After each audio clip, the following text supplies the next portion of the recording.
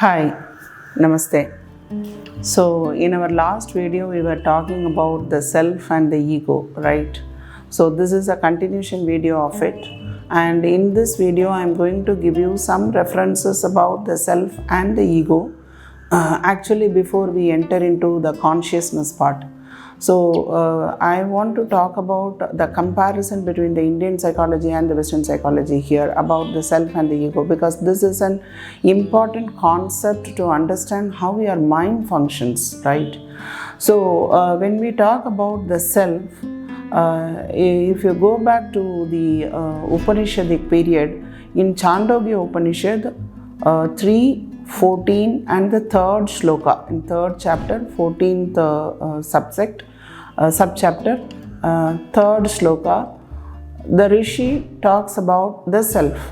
He says, "This self of mine that lies deep within my heart is smaller than a grain of rice, smaller than a mustard seed, but also larger than the earth, the heavens, and all the worlds."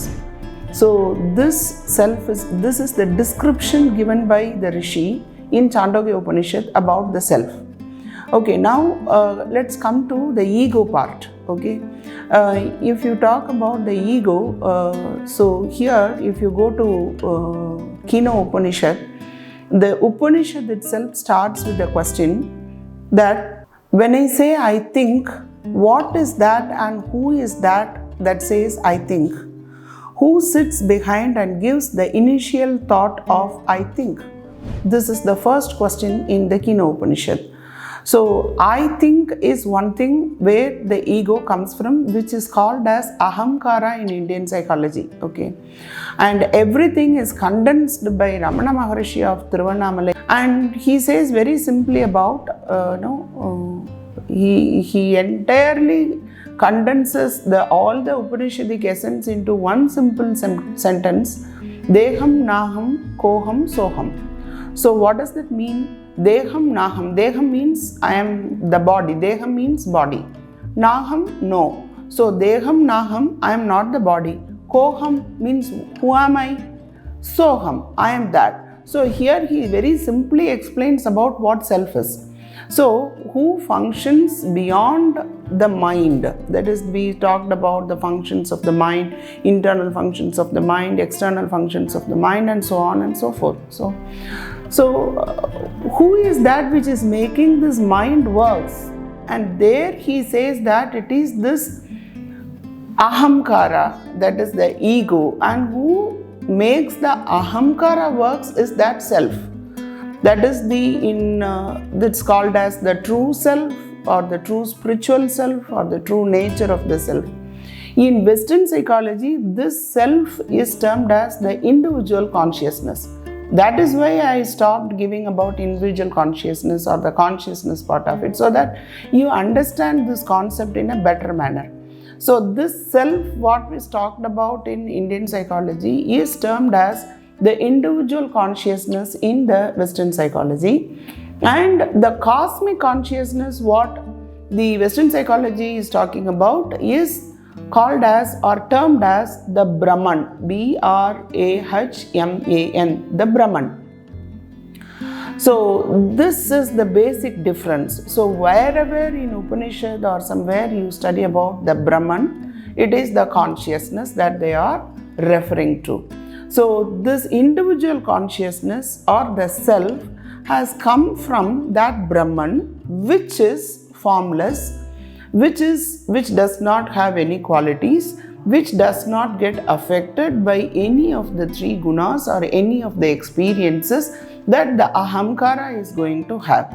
So this self or the individual consciousness is also formless, and that all the gunas, all the qualities, the characteristics are in a balanced state of mind. So there is no difference between the individual consciousness and the cosmic consciousness when the ahamkara is not attached to the individual consciousness. I hope you get this point.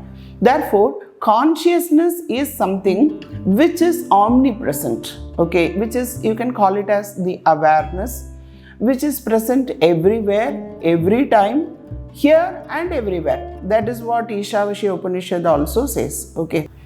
So in Ishavasya Upanishad, he says, Ishavashyam idam sarvam, which is present idam here as well as sarvam everywhere.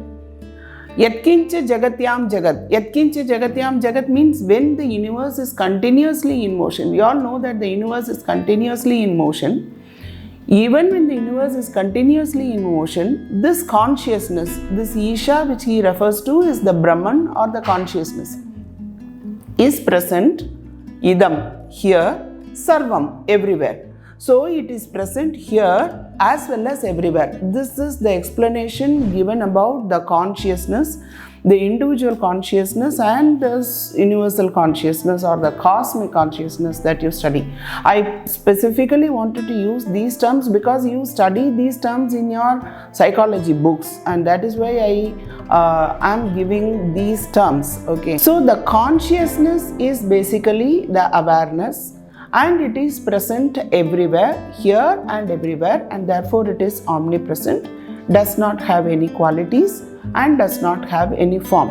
So coming to the levels of consciousness. So to make us understand how does this consciousness work within the individual consciousness and in the behavior of an individual, because individual consciousness is the one which gets attached to ahamkara, and this ahamkara makes the mind works internally as well as externally, because that is what we see, right? Buddhi is the one which is giving you the feeling of I did it, I am that. Okay, so this ahamkara is the one which when gets attached to the individual consciousness makes it function. So in our next video we will be studying in detail about all these 4 levels of consciousness.